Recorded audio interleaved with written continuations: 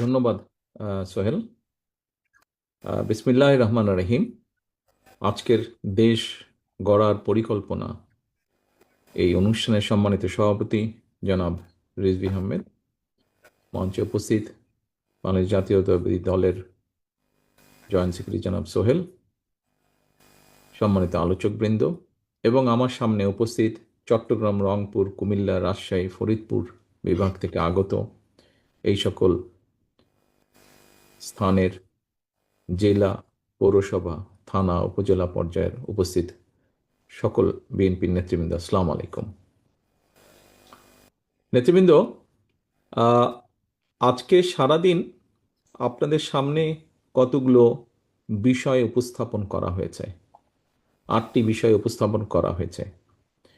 এই যেই বিষয়গুলো কম বেশি আমাদের প্রায় 2.5 বছর আগে আমরা যে 31 দফা আপনাদের সামনে উপস্থাপন করেছিলাম, আপনারা সেই 31 দফার কথাগুলো জনগণের দোরগোড়ায় নিয়ে গিয়েছিলেন।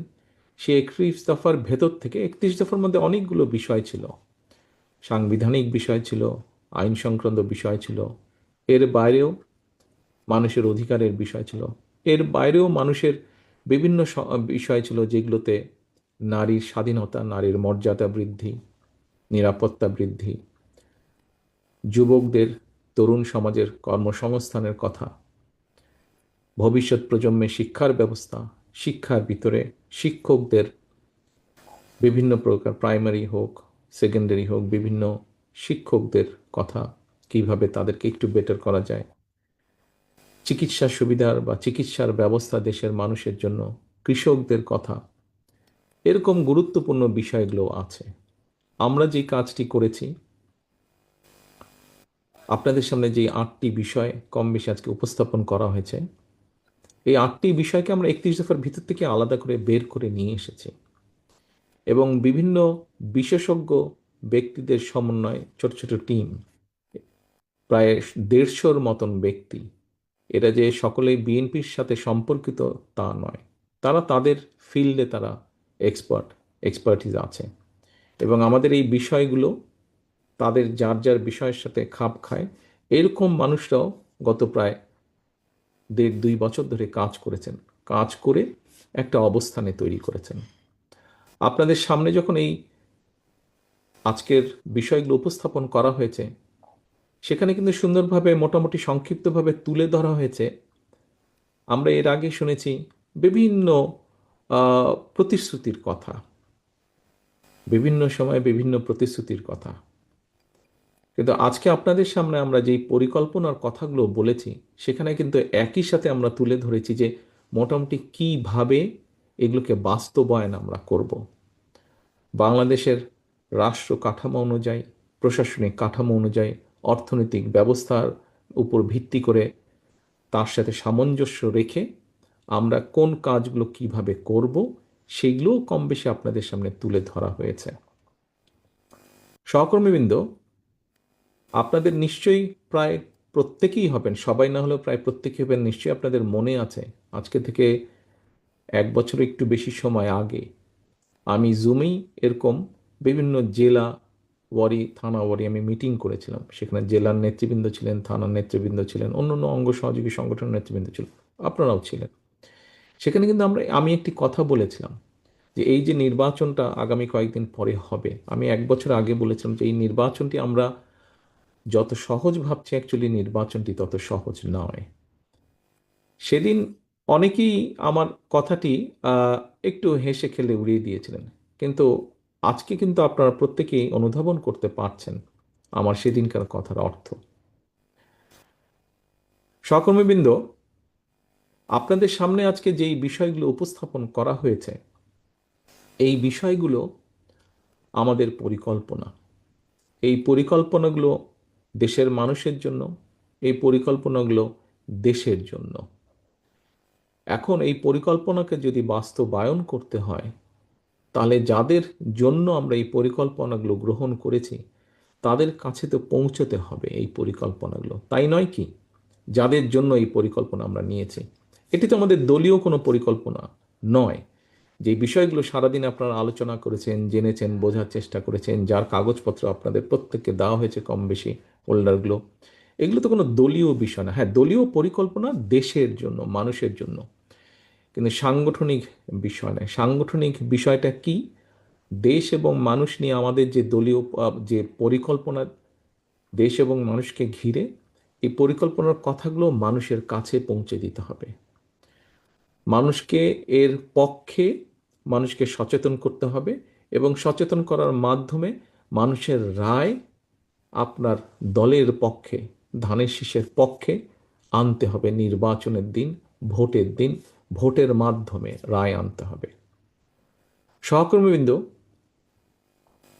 বিগত যে স্বৈরাচারের বিরুদ্ধে আমরা আন্দোলন করেছি, এখানে কয়েকজন নেতা, আমি যখন কানেক্টেড হই আমি ক্যামেরাটা ওপেন করি, বাট আমি দেখছিলাম, আমি আরেকটা মিটিংয়ের মধ্যে ছিলাম, আমি দেখছিলাম এবং কানেও আসছিল, অনেকে বলছেন, বিভিন্ন জায়গার কথা বলছেন যে আপনাদের এই উন্নয়ন হয়নি, অমুক উন্নয়ন হয়নি, রাস্তাঘাট হয়নি, স্কুল কলেজের সমস্যা, বেকারদের সমস্যা, বিভিন্ন কথা বলেছেন। আবার নেতাকর্মীদের জেল জুলুমের সমস্যা, কেস কাচারির সমস্যা। ইয়েস, কথাগুলো সত্য। তবে আজকে আমরা এখানে এসেছি, আপনাদের সাথে আলোচনা করছি, আপনাদের সামনে তুলে ধরতে চাইছি, আপনাদের সামনে পরিষ্কার করতে চাইছি কি, যে আমরা দেশের জন্য কি কি করতে চাই। আমরা যদি শুধু আমাদের নিজেদের মধ্যে সীমাবদ্ধ থাকি, তাহলে তো আমরা সংকুচিত হয়ে যাব। আমাদের কাজ হচ্ছে দেশের 20 কোটি মানুষকে নিয়ে, আমাদের কাজের পরিধি হচ্ছে দেশের 20 কোটি মানুষ। আমাদেরকে সেই জন্যই আমাদের বহু নেতাকর্মী গুম হয়েছে, খুন হয়েছে। দেখুন, আমি যদি কিছু মনে করবেন না, আমি উদাহরণটা দিচ্ছি বোঝানোর জন্য। আমি কিন্তু আপনাদের সামনে আমি আজকে বলতে পারতাম যে আমার মা, আমাদের সকলের নেত্রী দেশনেত্রী খালেদা জিয়ার শারীরিক কী অবস্থা, বা এটা বলে আমি আমার নিজের কষ্টের কথাই বলতে পারতাম আপনাদের কাছে। আমি কিন্তু সেটা আপনাদের সামনে তুলে ধরছি না। আপনাকে একটা জিনিস বুঝতে হবে, আপনি বলতে প্রত্যেককে আমি আপনাদেরকে বোঝাচ্ছি, আমরা রাজনীতি করছি দেশের জন্য, দেশের মানুষের জন্য। আমরা যদি সারাক্ষণ আমাদের নিজের কষ্টের কথা বলতে পারি, তো জনগণ কার কাছে যাবে? জনগণ কার কাছে গিয়ে তার কষ্টের কথা বলবে? জনগণ তো আপনার কাছেই যাবে তাদের কষ্টের কথা বলতে, তাদের দুর্দশার কথা বলতে।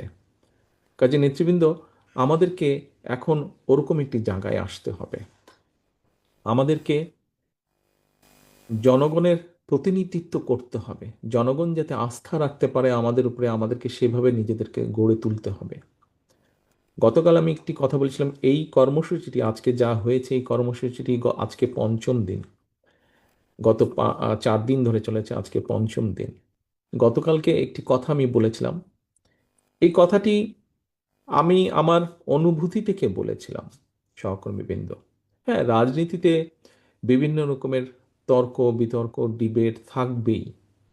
তর্ক বিতর্ক, ডিবেট থাকবেই।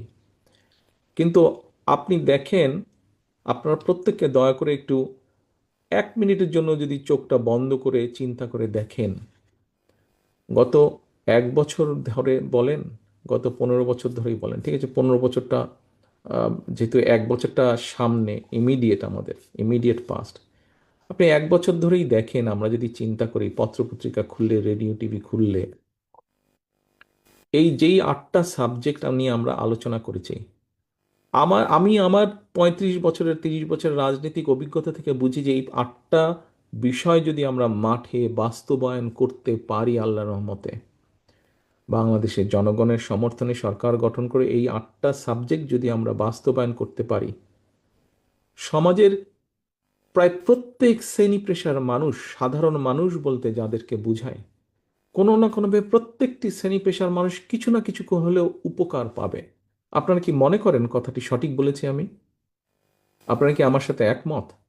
আচ্ছা, ধন্যবাদ। সহকর্মীবৃন্দ, প্রত্যেকটা মানুষ যদি উপকার পায়, আপনারা 1 মিনিটের জন্য চোখ বন্ধ করে দেখেন তো, বর্তমানে আপনি পত্রপত্রিকা খুলেন, রেডিও টেলিভিশন খুলেন, আর কোনো রাজনৈতিক দল